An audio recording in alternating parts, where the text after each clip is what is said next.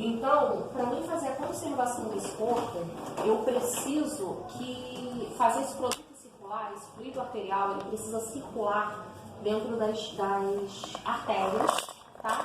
E o expurgo dele é feito através das veias. Lembra que eu expliquei para vocês no processo da circulação sanguínea? O que acontece?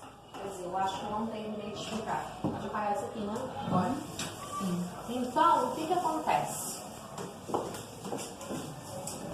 A gente fala de veias, de artérias.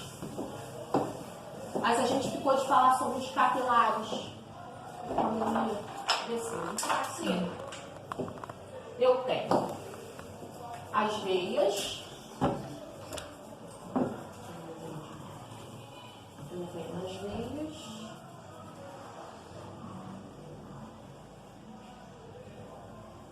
Parede muscular.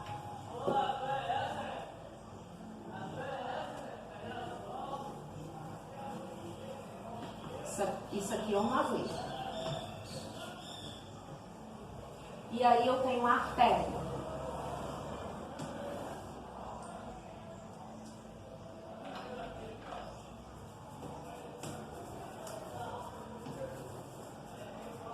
Tá? A artéria, ela não é valvulada, lembra, gente? Como ela está ligada à bomba propulsora, ela não precisa de ter válvulas, tá? Os capilares é um aglomerado de células, uma única camada de células, tá? Então, como eu tenho várias células, isso aqui é como se fosse interrompido, porque eu tenho uma célula grudadinha na outra. Aí eu tenho aqui a veia, né? E ela vai diminuindo, se ramificando, se dividindo, até ela virar as vênulas, que é uma parte bem fina das veias. As veias dão origem aos capilares venosos, que é composto apenas de uma camada de célula. Como ele é composto de uma única camada de células, os capilares venosos se ligam diretamente aos capilares arteriais, tá? Que também é composto da mesma forma, de uma única camada de células. Então é aqui que ocorre a troca de fluidos. A troca dos fluidos, não, a troca dos gases, tá? Onde a artéria que está carregando o sangue rico em oxigênio, ela vai deixar, vai deixar nas células o oxigênio e vai jogar para a veia o gás carbônico, que é a excreta metabólica das células. Então, eu preciso de ter essa circulação. O sistema circulatório é um sistema fechado, tá? Ele vai circular e a gente chama de sistema fechado, porque o sangue ele não sai desse sistema. Ele vai através das veias, passa pelos capilares, e os capilares, passando nos meios intersticiais das células, faz essa troca ali dos gases. Como um corpo necropsiado, eu tenho incisão desses vasos. E aí eu não consigo fazer mais esse sangue circular. Por isso que aqui a gente fala que é através da injeção de multipontos. O que eu vou fazer? Eu vou retirar esse fio de sutura, essa sutura feita pelo IML, e aí eu vou ter exposta as cavidades tóraco-abdominal, no caso da região tóraco-abdominal. E aí eu preciso fazer o quê? Dissecar subclaves e carótida comum, para mim conseguir injetar esse fluido para a cabeça e para os braços. Então eu vou fazer isso do lado direito e do lado esquerdo. Na região abdominal, no abdômen inferior, eu tenho ali as ilíacas. Então eu, através da ilíaca, vou pegar a ilíaca direita, a ilíaca esquerda e vou injetar para cada perna. Por isso que aqui a gente fala que o embalsamamento é feito através de muitos pontos. Tá? Ou seja, sempre que for fazer o serviço, tem que abrir. Sempre que for fazer um embalsamamento. Só um porque embalsamamento. o embalsamamento é é a definição da conservação do corpo necropsiado. Então, sempre que houver a manipulação de vísceras em embalsamamento, independente do tempo de conservação. Tanatopraxia, eu posso fazer uma tanatopraxia prolongada, aí é um corpo que veio de hospital, que veio fechado, que não veio necropsiado. Então, eu tenho integridade no sistema circulatório. Através de um único ponto, eu consigo fazer a circulação desse produto. Tá? E drenos pelas veias. Em seguida, será colocado serragem fina nas cavidades. Isso é o usual, isso é a técnica que se faz. Quando você não sabe o tempo que esse cadáver vai ficar com você no laboratório, a empresa diz para você, vai sepultar daqui a 3 dias, mas não tem certeza. Então, você não coloca essa serragem. Por que você não vai colocar essa serragem? Porque se você não tem a hora do sepultamento desse corpo definida, pode ser que a empresa vire para você e fale assim, não vou conseguir sepultar essa semana, só vai sepultar daqui a 15 dias. Ele vai, se não tiver com a serragem, eu vou ter uma facilidade maior de jogar esse corpo na mesa depois e preparar de novo, botar um fluido mais concentrado. Se ele tiver com serragem, eu vou ter que lavar esse corpo todo, essa serragem vai cair na mesa, eu posso entupir toda a mesa, todo o sistema. Então, a serragem a gente só vai colocar quando ele tiver horário de sepultamento marcado, tá? Pra gente não ter problema com o serragem essa serragem de madeira. A gente tem aqui, Oi? O pó de madeira? Pó de madeira. Mas só que a as serragem empresas, serve aqui, a serragem. para absorver a umidade. Legal. Porque o processo de embalsamamento, ele não vai retirar ali naquele momento toda a umidade desse corpo. Ele ainda tem uma umidade presente. Tá? O pozinho ele ajuda a secar. Essa aqui é uma serragem bem fininha, tá? Passa para os colegas. Só que essa é uma serragem canforada. Então ela tem. Se for cheirar, põe a mão. Não cheira assim não. Não. Sim? Bota a mão, aí limpa a mão e cheira. Porque se você for cheirar, você vai inalar, porque o pó é muito fino. Tá? E essa serragem aqui é a serragem de madeira? Pó de madeira. Pó de madeira. Pó de madeira. Cheiroso. Aqui é uma madeira diferente. Canforado. Canforado, né? De uma madeira diferente. É canforado. Tem Canforado pessoas, é eu já usei muito também gesso. Esse gesso de reboco, de construção. Eu Pó de pensava que era gesso. utilizado gesso. Mas o que acontece? O gesso pesa. E aí, se esse indivíduo for fazer um translado aéreo, ele precisa passar pela balança. E o preço é cobrado por quilo. Então, quanto mais pesado for, mais cara vai ser a viagem. Então, não é indicado o uso de gesso, tá? Só por conta disso. Mas é um agente muito facilitador. Porque ele absorve mesmo, ele evita qualquer tipo de extravasamento. Esse é um preparado que provavelmente deve ter Uma pessoa que chega variada no seu laboratório, e você tem que botar o silicone, o seu tomate faz. Tem que botar o silicone. Tem que tirar as balas e eu já fui em sepultamentos de pessoas que foram assassinadas e estavam no local das balas de silicones. Porque hoje em dia, antes você deixava o falecido, não tinha aquilo de botar o algodão e colocar o silicone na boca. Hoje já se faz isso. No passado não existia isso. Funerária. É. O laboratório de tanatopraxia não. A gente faz o tamponamento, oclusão de boca, oclusão mucosa oral e nasal. Nariz, ouvido e boca, não é isso? Ouvido não. Não. Mas o ouvido botou não. Não, porque você não tem instrumento que acompanhe a anatomia do pavilhão auricular. Então você não tem como fazer tamponamento de ouvido. Tá? Você não tem instrumento. O ouvido, eu não tenho nenhuma foto aqui, mas o ouvido ele tem várias voltinhas e você não consegue tamponar ali. Se você tentar tamponar com um instrumento, qualquer um desses instrumentos, você vai fazer lesão em algumas partes. Toda lesão que a gente faz num indivíduo, ela pode ocorrer um extravasamento de líquido ali. Então a gente não faz tamponamento. Como a gente tem comunicação ouvido, nariz e garganta, quando tamponamos corretamente nariz e garganta, o risco de haver um extravasamento pelo ouvido é quase nulo, tá? Então assim, as pessoas que ficam nos hospitais tampando bocas, aí precisam Sim, no hospital eles não têm instrumento para fazer um tamponamento adequado, tá? Eu tô girando, como já... Eles colocam, eles não algodão fazem silicone. tamponamento. Não, no hospital não se coloca silicone. Bota alguma coisa que prende. Não, no hospital não. Você pode ter visto isso do corpo da funerária. No hospital a gente não trabalha com silicone para fazer tamponamento. Getúlio Vargas, como que a gente referência da sogra, eles botaram algodão e botaram silicone aqui. Sim, mas não foi o hospital, foi a funerária. Eu te digo isso de carteirinha. A gente não tem silicone no hospital.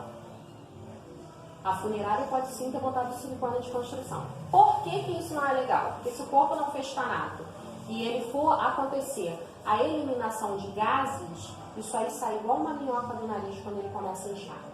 E assusta todo mundo no velório. No velório, é verdade. Tá? Ele sai igual uma minhoca mesmo, porque o gás faz pressão, ele sai por extrusão. É igual mulheres que foram enterradas grávidas no 5º, no 6º mês de gestação, que foram enterradas com o bebezinho ainda dentro do abdômen. Aí quando você vai fazer a exumação do corpo, o neném não está dentro da barriga, está no meio das pernas, alçado. Porque acontece uma expansão através dos gases e essa expansão faz uma contração ali dentro do Mas aí quando chega o mal, ele já está completamente, é só o osso, né? Só o osso. Às vezes, quando você vai fazer a exumação depois de 3 anos, que o corpo decompôs, você pega a ossada do bebê no meio das pernas, no meio da lancilha das pernas da mãe. A gente chama de parto por extrusão. E quando você fez fala de pessoa que você fala sobre gases, que a pessoa sangra pela boca, sangra isso o que é? O cérebro estourou, isso o que é? O É a coração? ruptura de capilares, que são os microvasos que a gente tem. E aí o corpo não passou pelo processo de tanatopraxia e ele continuou em estado de putrefação. E aí acontece, às vezes em caso de pessoas eletrocutadas, que morreram por choque, Infartos, né? infarto não tem muita ruptura de veias e artérias. Pode acontecer de ter esse sangramento, mas essa hemorragia é interna. Geralmente ela não sai para fora. Pode acontecer sim, mas geralmente você vê aquele cadáver super cianótico. Cianose é aquela cor azulada, aquele azul escuro que fica, e você vê que ele é proveniente da pequena circulação. Porque você nota essa cianose do tórax para cima, em caso de pessoas que morreram acometidas por infarto. O infarto agudo do miocárdio. Tá? Tudo bem? Peraí. Então, O corpo ele vai para o laboratório. Em que situação? Ou seja, é padrão ou é porque o indivíduo paga um plano, alguma coisa e esse serviço é um serviço padrão, é um serviço particular, pago? é um serviço particular, mas deveria ser padrão. Por quê? Se você for sepultar alguém em algum cemitério do centro do Rio de Janeiro, ele não entra sem ata de tanatopraxia, ata de embalsamamento.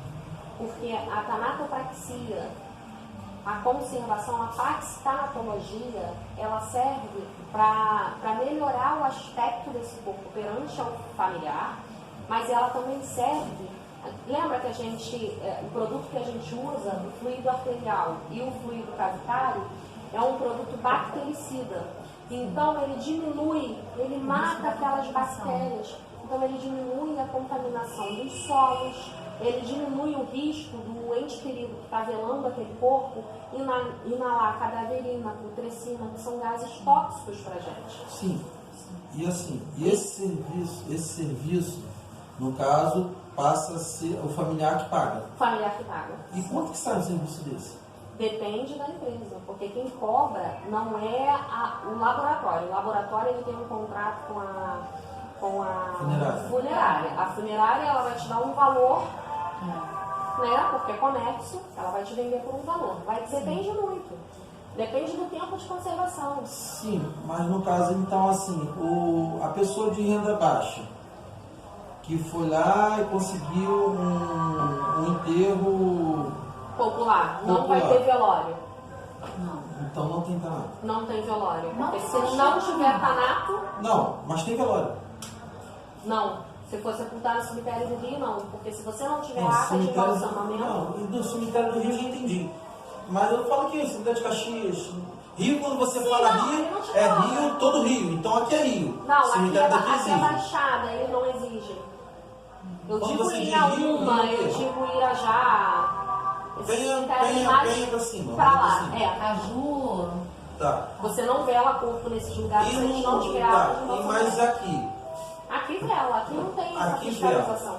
Então não há necessidade de Não. fazer não há necessidade de mandar pro. Então, não há por conta de questão burocrática E financeira. do pessoal, financeira. Mas o certo é não O fazer certo velório. seria Não fazer velório. por conta das Por bactérias. conta das bactérias é conta E a outra pergunta, esse pó de serragem aí, ele é usado em que quantidade? Depende. Você vai avaliando, você vai. Mas você aplica na injeção ou no. O pó? É. Não, o pó simplesmente com a mão. Eu pego uma quantidade na luva e vou salpicando assim por dentro da cavidade do corpo. Por dentro. Isso é a cavidade interna. Aí tem umas costuras, não é isso? Depois a gente vai proceder à sutura. Sim. Tá? Tudo bem até aqui?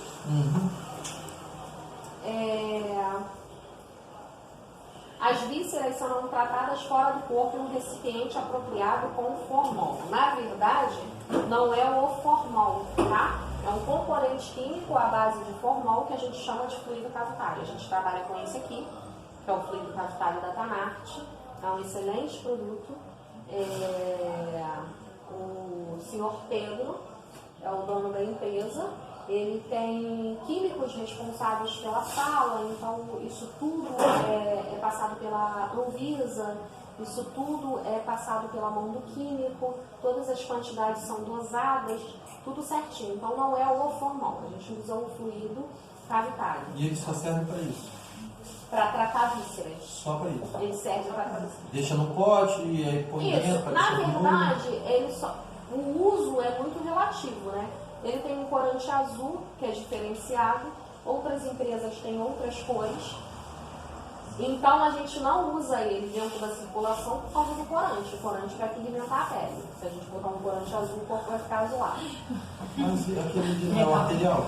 Esse é o arterial. Sim, não fica vermelho? Ele vai ficar avermelhado. Olha. Mas ele vai ficar avermelhado para Ele fazer. vai fazer a troca do sangue, então por isso ele é Sim, vermelho. mas a gente não tem o pavor mortis, que é o empalidamento do corpo Sim. após o óbito. Sim. Quando a gente bota um produto desse, que ele cai no meio intersticial, que é um meio compreendido entre uma célula e outra, ele acaba O pigmentando. corpo perde a palidez. Mas o corpo Sim. não vai ficar dessa cor, ele vai devolver uma coloração Sim, só um próxima do normal, tá? Rosado. Por isso que ele tem essa coloração. Que ele pensou que estava maquiado. Agora, isso aqui, ele tem basicamente a mesma composição do arterial. Se não corresse o risco desse corpo ficar azulado por conta desse produto, eu poderia fazer a conservação. Poderia. Ele tem um outro componente que é o Fix, que é um produto que faz a hemostasia. É esse ácido aqui, ó. Ele faz uma hemostasia química. Ele faz uma cauterização química. Não abre esse, porque esse aqui tem risco de queimadura, tá? Esse aí você não abre. Se você cheirar, Se você já cheiro daqui, bem bem forte. fechado, você consegue. Mas aí se ele cair na sua pele, Não tem outro produto lá. O 2 em 1. tá? E a gente tem esse produto também, que é basicamente a mesma coisa desse aqui. Aí vocês vão Só a perguntar, cor mas que é por diferente. que esse é laranja? Não é só a cor que é Ah, tá. diferente. A composição dele é diferente. Porque em casos de corpos em caso de corpos com falar um palavrão, hiperbilirrubinemia. Meu Deus. Da onde tiraram esse nome que eu fiz, gente? São corpos. Mas você viu que ali a membrana plasmática é Sim. fosfolipoglicoproteica? Depois que você entende a composição Sim, dela, você aí não você consegue. consegue falar. Hiperbilirubinemia, o que acontece? Quando a gente tem alguma falha hepática Ah, sim. e esse conteúdo, né? Porque o baço ele vai fazer a fagocitação das hemácias, porque a hemácia, os glóbulos vermelhos do sangue, ele tem uma vida útil, tá? E quando a nossa medula óssea, é uma fábrica que produz o tempo todo os glóbulos vermelhos.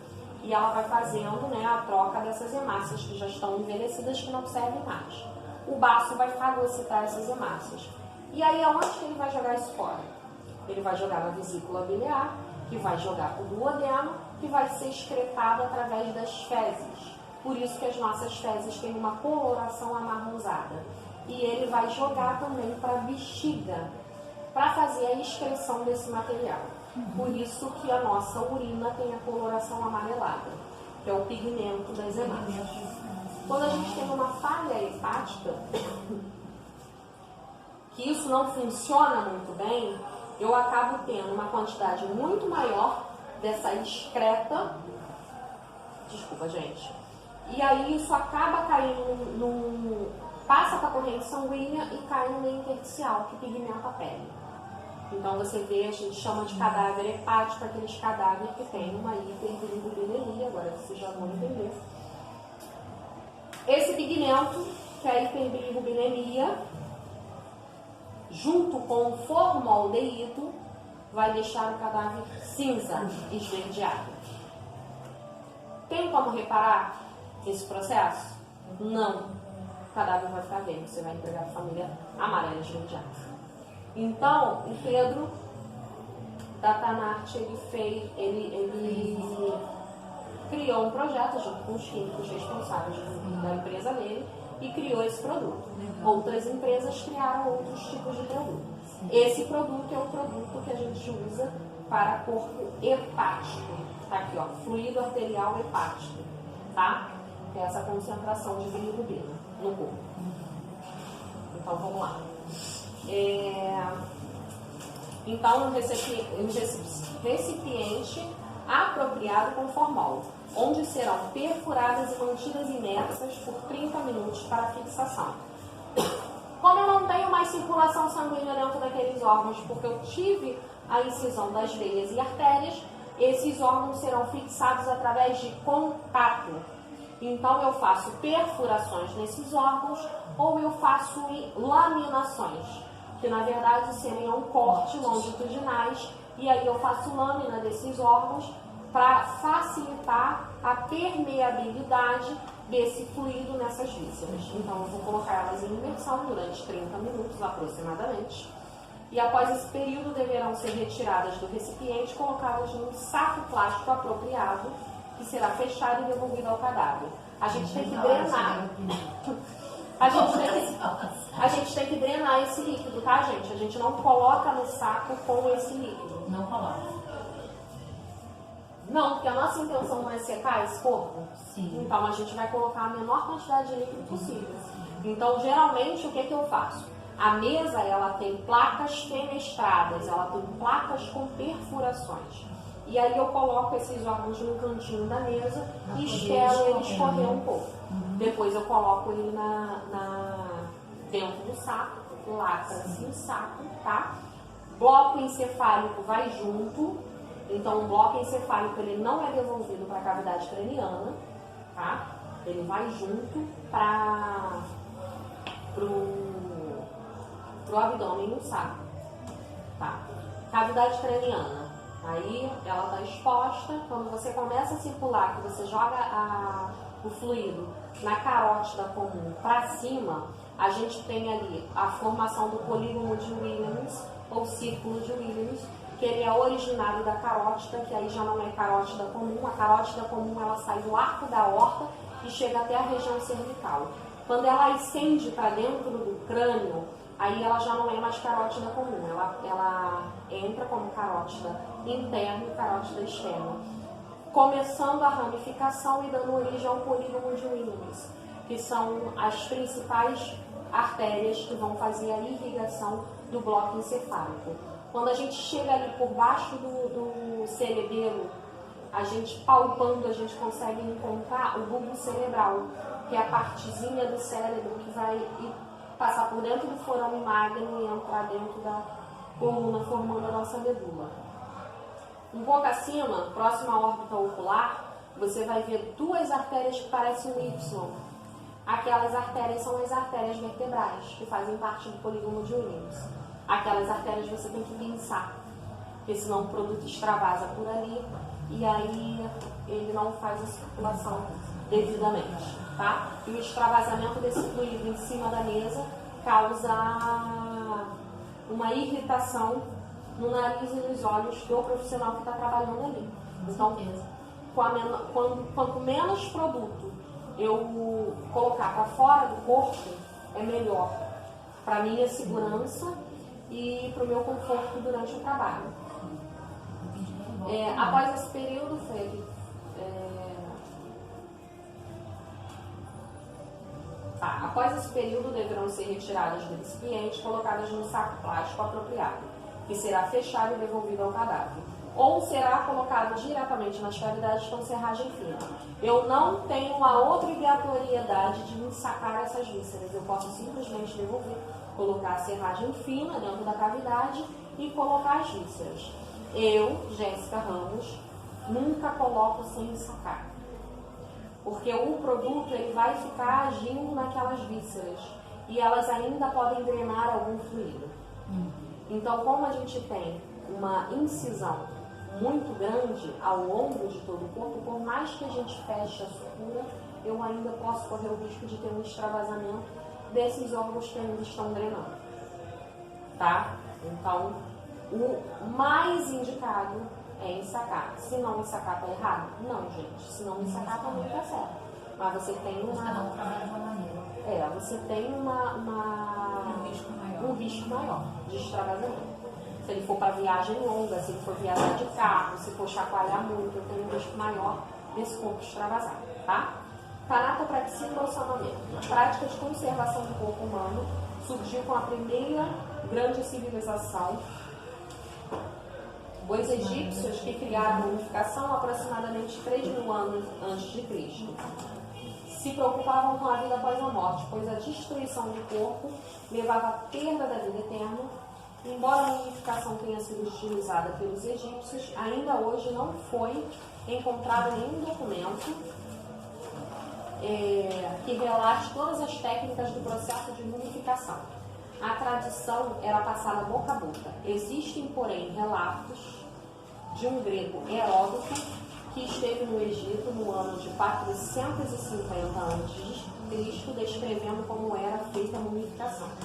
A mumificação era feita por sacerdotes médicos que tinham grandes conhecimentos anatômicos e presidia cerimônias religiosas. Primeiro se retiravam os órgãos. O cérebro era retirado por um gancho introduzido através das narinas e o restante das vísceras era retirado através de uma incisão no abdômen. Após a evisceração, procedia-se a desidratação, ou seja, a retirada da umidade do corpo. Gente, eles tiravam, atiçavam um ferro em brasa, introduzia pela narina, né? E aí eles chacoalhavam lá dentro e o cérebro escorria pelas narinas e era descartado, porque eles achavam, né, não tinha estudos na época tão aprofundados, eles achavam que o coração era o responsável pelos nossos pensamentos, pelas nossas atitudes. Então o cérebro para eles não comandava nada. Então era um órgão descartado, tá? Tem algumas mumificações que o coração não era retirado do corpo. Os órgãos eram conservados em jarros, né? Porque se o espírito fosse voltar para o corpo, precisava de todos os órgãos ali. E o coração era conservado dentro do corpo, era desidratado dentro do corpo. Então eles tinham um conhecimento extremo de anatomia, porque eles secavam todos os órgãos e não tinham o coração ali preso ainda dentro das suas estruturas.